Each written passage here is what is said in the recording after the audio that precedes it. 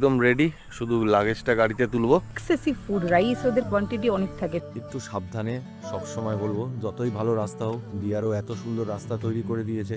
Breakfast করতে দাঁড়াচ্ছি, কিন্তু একটা ঘটনা ঘটলো, মনটা খারাপ হয়ে গেল। কেস খেয়ে আসবে। ভালো করে শুনুন, ভালো করে মাথায় রাখবেন। পাহাড়ে আসলে অলওয়েজ তেনজিং গাং, এটা একটা Tibetan village, Tibetan settlement village. প্রায় শেরগাঁও চলে এসেছি। এখন সকাল 11:30। আমরা জলদাপাড়া তোরসা নদীর পাড় থেকে রওনা হলাম অরুণাচলের শেরগাঁওয়ের উদ্দেশ্যে। এখান থেকে শেরগাঁও প্রায় 455 কিলোমিটার হবে, সময় লাগে 12 থেকে 13 ঘন্টা। গতকাল আমরা কলকাতা থেকে এখানে এসেছিলাম প্রায় 720 কিলোমিটার গাড়ি চালিয়ে ভায়া ওদলাবাড়ি। এখন আমরা যাব বক্সার পাস হয়ে গোসাইগাঁওর দিকে। গোসাইগাঁও থেকে বনগাইগাঁও, বনগাইগাঁও থেকে বারামা মোড় থেকে লেফটে ঢুকবো, হাইওয়ে ছেড়ে দেবো টুয়ার্ডস উদালগিরি।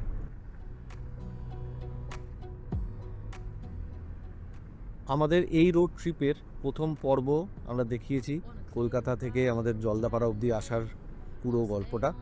তো আগের ভিডিওটা যদি আপনারা কেউ না দেখে থাকেন, প্লিজ রিকোয়েস্ট রইল একবার দেখে নেবেন। দেখতে দেখতে আমরা চলে এসেছি আমাদের প্রথম টোল। টোল নিয়ে অতটা ডিটেলে কিছু বলবো না, তার কারণ এখন সবার কাছেই অ্যানুয়াল পাস থাকে যারা নিজেরা ড্রাইভ করে আসে, তাই ওটা খুব একটা চিন্তার বিষয় নয়। চলে এসেছি আসাম ওয়েস্ট বেঙ্গল বর্ডারে। এই নদীটি ক্রস করলেই আসাম। সাংকোশ নদী, ভুটানে পুনা সাংচুও বলে, ইন্ডিয়ায় বদাধর বা সাংকোশ নদী বলে। আমরা শিওর না যে আজকে আমরা শেরগাঁও পৌঁছাতে পারবো কিনা। এই যে এটা হচ্ছে আসাম চেকপোস্ট, তার কারণ ভৈরবকুণ্ড থেকে প্রায় 88 কিলোমিটার পাহাড় চড়া। এবার যদি রাত হয়ে যায়, এই রাস্তায় কোনোদিন এর আগেও আসেনি, তো রিস্ক নেব না। দ্বিতীয় নম্বর টোলে ঢুকে পড়ছি, আসামের প্রথম টোল। তবে আজকে চেষ্টা করব যেমন করে ভৈরবকুণ্ড অবধি যেন পৌঁছে যাই। আমরা এখন ইন্ডিয়ান অয়েল থেকে পেট্রোল ভরালাম, কিন্তু আসামে কিন্তু পেট্রোলটা অনেকটাই দাম। এটা আমাদের 3rd নম্বর টোল, মানে আমরা বেরোলাম যে জলদাপাড়া থেকে বেরিয়ে, এটা আমাদের 3rd নম্বরতে, আসামে 2nd নম্বর। আমরা অন দ্য ওয়ে একটা রেস্টুরেন্টে দাঁড়ালাম, বেশ সুন্দর ছোট্ট মতন, আই লাভ গ্রিন ভ্যালি, একদম হাইওয়ের উপরে। এখানে কিন্তু ট্যুরিস্ট প্লেস আমার মনে হয়, এটা কি চিরাং ডিস্ট্রিক্ট দেখলাম আসামের। তো এখানে কি খাওয়া দাওয়া পাওয়া যায়। আকাশে ঘন কালো মেঘ, আজকের ভিডিওগুলো খুব অন্ধকার আসছে, চারিদিকে বোগেনভিলিয়া দিয়ে সাজানো। আমরা নিয়েছি কি, এটা কি চিকেন বাটার মশলা? হ্যাঁ, লেগ পিস দিয়েই করেছে না, বাটার মশলা লেগ পিস দিয়েই হয়। আর এটা আন্ডা কারি, আর আসামের সেই স্পেশাল কাগজি লেবু লঙ্কা, আর আসছে আমাদের ভাত আর নান। নেকুর একটু আসাম থালি খাওয়ার ইচ্ছে হয়েছে, কিন্তু আসাম থালি পাবো কিন্তু খুব সুন্দর মাছও পাওয়া যায়, আর আমাদের রান্নাটাও খুব। এবার আমরা অরুণাচল থেকে তো আবার আসাম ফিরবো। এবার দেখি, আমরা যেখানে ঢুকলাম এখানে থালি সিস্টেম নেই, যাই হোক। এসছে নান, আর এখানে রাইসের কোয়ান্টিটি দেখো, এক প্লেট এটা 40 টাকার রাইস, এতটা। আর এটা 38 টাকার নান। এসে নেবো ভাই, এলা প্লিজ। লাঞ্চটা আমাদের দারুণ হলো এই চিরাং ডিস্ট্রিক্টে এসে। তবে এখন দুপুর 3:30 বেজে গেছে, আমি একদম শিওর হয়ে গেছি যে আমাদের অরুণাচল বর্ডার পৌঁছাতে পৌঁছাতেই রাত হয়ে যাবে।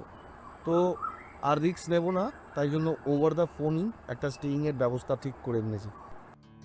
আমরা বনগাইগাঁও ছাড়ালাম, ওয়েদার কিন্তু ঠিক হচ্ছে না, ভিডিও কালো কালো আসছে কালো মেঘের জন্য।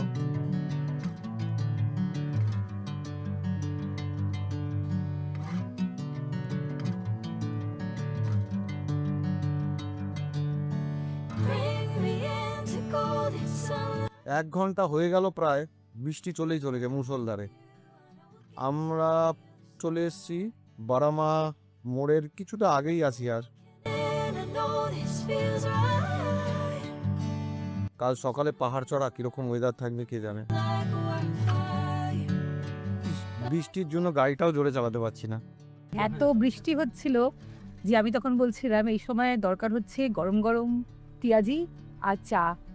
আর ফরচুনেটলি আমরা কিন্তু একটা দোকান পেলাম এখানে যেখানে গরম গরম পেঁয়াজি ভাজা হচ্ছে। তো আমাদের ইভিনিং স্ন্যাক্সটা দারুণ হলো। আমরা এখন ভিতরে ঢুকেছি একটা কনজেস্টেড এরিয়াতে।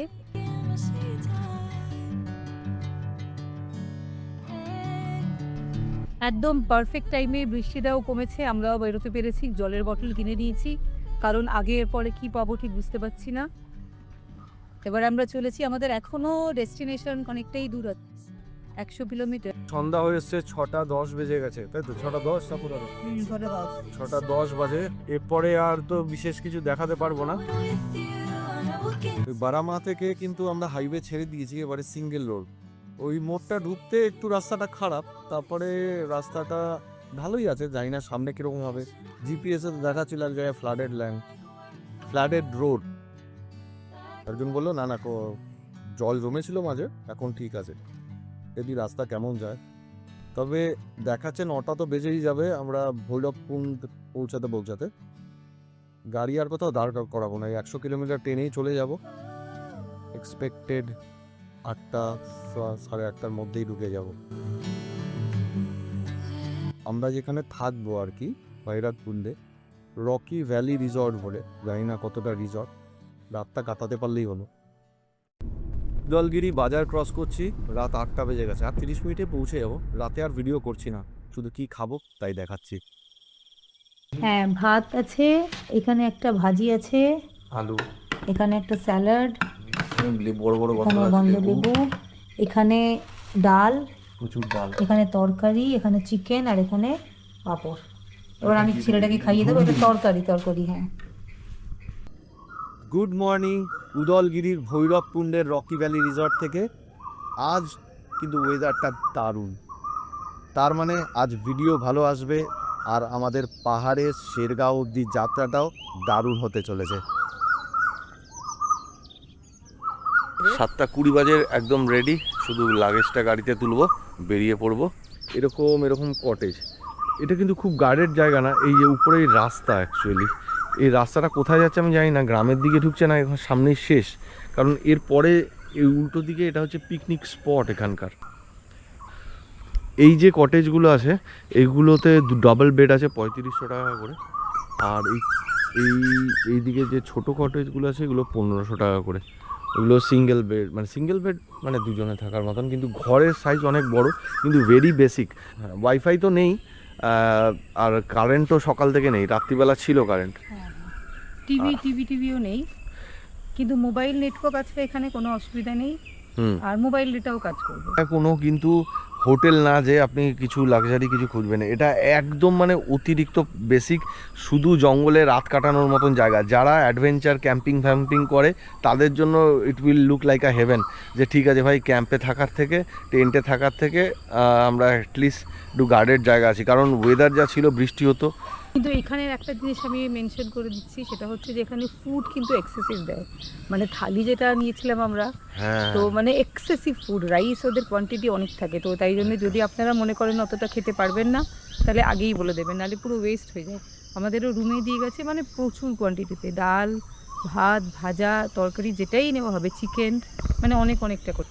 কালকে প্রচুর বাইকার ছিল, এখনও বাইকগুলো দাঁড়িয়ে আছে, ওরা সকালবেলা উঠেছে। তো বাইকার রোড ট্রিপার তাদের জন্যই এই জায়গা, যদিও এই রাস্তাটাই সেরকম।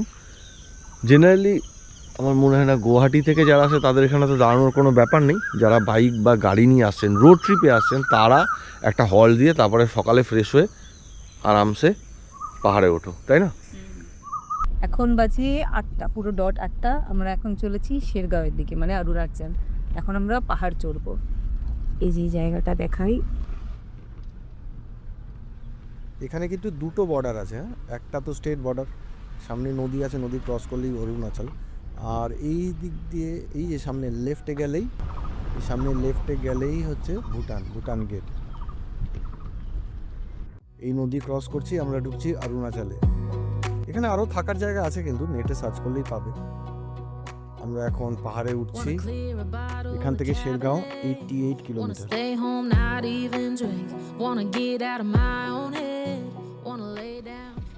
চলে এসেছি, এটা চেকপোস্ট, অরুণাচল চেকপোস্ট। এখানে ইনার লাইন পারমিট চেক হবে, মানে আইএলপি চেক হলো। গাড়ির কিন্তু নাম্বার টাম্বার লিখে রাখে আর লাইসেন্স রাখে, বাস আর কিছু না। আর আমরা পারমিশনটা করিয়েই এনেছিলাম। হ্যাঁ, যারা আইএলপি অনলাইনে না বানাবে এখানে আসলেও হয়ে যাবে, কিন্তু একটু সময় লাগবে সেক্ষেত্রে। আজ ওয়েদার সত্যিই দারুণ, দেখো নীল আকাশ, দূরে বেশ তুলোর মতন সাদা সাদা মেঘ, দারুণ দারুণ। আমরা চলেছি এই সুন্দর সুন্দর ওয়েদারের মধ্যে দিয়ে শেরগাঁওয়ের উদ্দেশ্যে। পাহাড়ে উঠলেই না আমার গাড়ি চালানোর এনার্জিটা ডাবল হয়ে যায়। এখন দাঁড়ালাম চা খেতে, সকালে ওই স্টে থেকে বেরিয়েছি, কিছু খাইনি। ছেলে এখনো ঘুমাচ্ছে, ওঠেনি এখনো কিছু। যাই হোক, আমরা একটু চা খাই এখানে।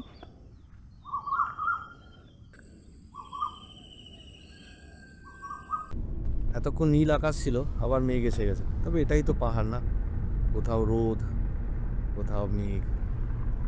রাস্তা কিন্তু ভালোই, বেশিরভাগ জায়গায় ডাবল লেন, মাঝে মাঝে একটু সরু আছে, তবে রাস্তার কন্ডিশন ওভারঅল ভালোই। বিআরওর বানানো রাস্তা। আসলে আমরা তো ভালুকপং হয়েই বেশি যাই, আমিও যতবার এসছি ভালুকপং হয়েই এসছি। তো রাস্তাটা মানে অনেক চওড়া থাকে, ভালো থাকে। তো এই রাস্তাটা এক্সপেক্টেড ছিল না যে এতটা ভালো হবে, ভালো লাগছে, দারুণ লাগছে ড্রাইভ করতে। পাশে ছোট ছোট কিউইর ক্ষেত, কিউই চাষ হয়। শেরগাঁও থেকে তো আপেল আর কিউই খুব ফেমাস। বেশি কথা না বলে এখন একটু এই নেচার এনজয় করি, এই নেচারের মধ্যে দিয়ে ড্রাইভ এনজয় করি।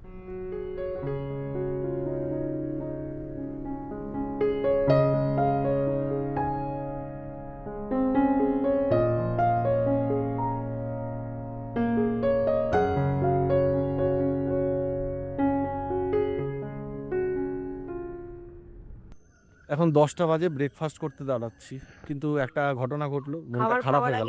কেস খেয়ে আসলাম আমরা এখন। আচ্ছা, আমরা একটা কেস খেলাম। গাড়িটা ভালো করে শুনুন, ভালো করে মাথায় রাখবেন। পাহাড়ে আসলে অলওয়েজ ওয়্যার আ শু, জুতো পরতে। আমি ক্রক্স পরে চালাচ্ছিলাম, তার জন্য 1000 টাকা, 1000 রুপিস কেস দিল। সবাইকেই দিচ্ছে, যে যারা যারা ওরকমভাবে আসছে আর কি। বললো ফাইনটা দিন, আর কোনোদিনও এই ভুলটা হবে না, পাহাড়ে উঠলে জুতো পরেই চালাতে হবে। অরুণাচল পুলিশ। আমি ব্রেকফাস্ট করবো, মনটা খারাপ। আমাদের ব্রেকফাস্ট ডান, রুটি, আলু ভাজা আর ডিমের অমলেট। আচ্ছা, ওয়েদারটা কিন্তু সত্যিই ভালো, সত্যিই ভালো ওয়েদার। আসলে নিচে মানে আসাম, নর্থ বেঙ্গলে যা বৃষ্টি পেয়েছি, এত সুন্দর ওয়েদার পাবো ভাবতেই পারিনি। রাস্তার মাঝে মাঝে কিন্তু গ্রাম পড়ে, এই সামনে একটা গ্রাম আসছে, বা দিকে মনে হয় গ্রামের দিকের রাস্তা।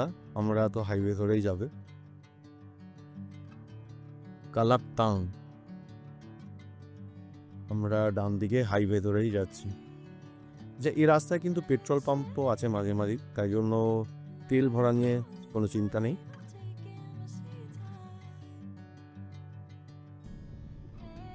সত্যি এত ভালো লাগছে না, আগে 1000 টাকার কেস খেলাম, কিন্তু তাহলেও দুঃখটা চলে যাচ্ছে এই সৌন্দর্য দেখে। কি চাষ হচ্ছে, অনেক অনেক রাস্তা কিন্তু অনেক জায়গাতেই দেখতে পেলাম না এই কিউই চাষ।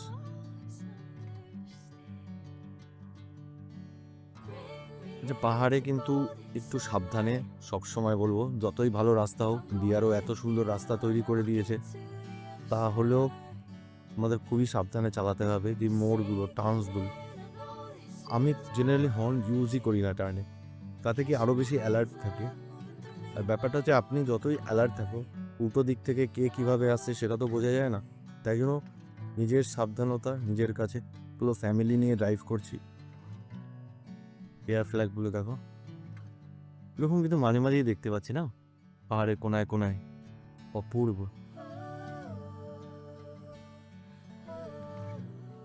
শেরগাঁওতে কিন্তু আমরা আজকে কোনো রুম বুক করিনি, দেখি পৌঁছাই আগে। আর বেশি দূর নেই, নর্মালি হার্ডলি আর 25-30 কিলোমিটার আছে। পৌঁছাই, দেখে রাস্তার উপরেই কিছু ভালো খেলে থেকে যাব। দারুণ। সামনে আসছে আরো একটা গ্রাম, মানে একটু দাঁড়াবো।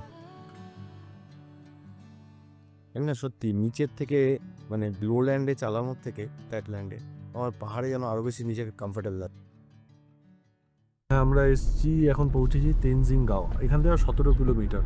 ঠিক আছে, ছোটো মনেস্ট্রিও আছে, ছোট একটা সেটেলমেন্ট। এটা হচ্ছে অ্যাকচুয়ালি টিবেটিয়ান সেটেলমেন্ট।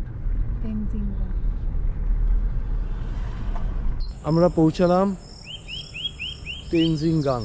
এটা একটা Tibetan village, Tibetan settlement village.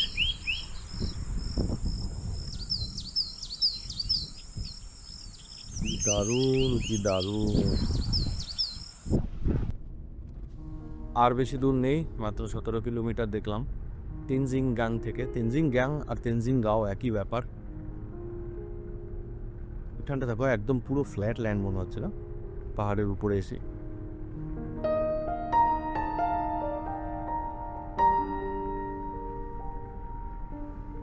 পুরো রাস্তায় আমরা ভালো পেয়েছি, মাঝে মাঝে কিছু প্যাচেস আছে, কিন্তু বিআরও যেহেতু সব জায়গাতে যেখানে প্যাচেস আছে কাজ হচ্ছে দেখলাম, তাই কোনো ধরনেরই প্রবলেম নেই এই রাস্তায়। দেখেছো গাড়িটা কিভাবে ঢুকে গেল, তাই খুব সাবধানে পাহাড়ে। আর আমি এমনিতেই সেকেন্ড গিয়ার, থার্ড গিয়ার, কোনো সময় এখন তো গাড়ি চালাচ্ছি 4th গিয়ার। আমরা কিন্তু শেরগাঁও প্রায় পৌঁছাচ্ছি, প্রায় শেরগাঁও চলে এসেছি। এদিকে রাস্তাটা আরো বেশি চওড়া লাগছে না?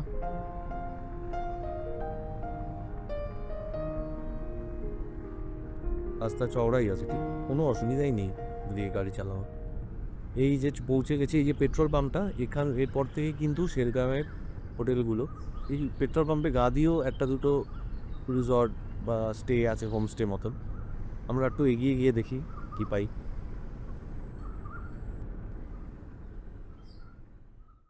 Sweet home Phunsuk homestay. ওই যে সাদা টুপি পরে কোদাল হাতে যে দিদি কাজ করছে, এই যে এইটি হচ্ছে ওনার বাড়ি, আর এই হচ্ছে ওনার ক্ষেত। ক্ষেতের পাশেই বাগান, আপেল বাগান। ছোট আপেল গাছগুলোতে দেখুন সাদা সাদা ফুল এসে গেছে। এই হোমস্টের পাশেই রয়েছে একটা ছোট্ট নদী। এই যে কাঠের পোলটা দেখা যাচ্ছে, আর নিচে নদী। এই নদীর দুপাশ ধরেই এই মায়াবী গ্রাম শেরগাঁও। তবে আজ আর নয়, ভিডিওটা এখানেই শেষ করব। পরের এপিসোডে দেখাবো পুরো শেরগাঁও ঘুরে। আজ তাহলে থাক, পরের দিন দেখা হচ্ছে। ভিডিওটা ভালো লাগলে প্লিজ লাইক, আর চ্যানেলটাকে প্লিজ সাবস্ক্রাইব। Thank you.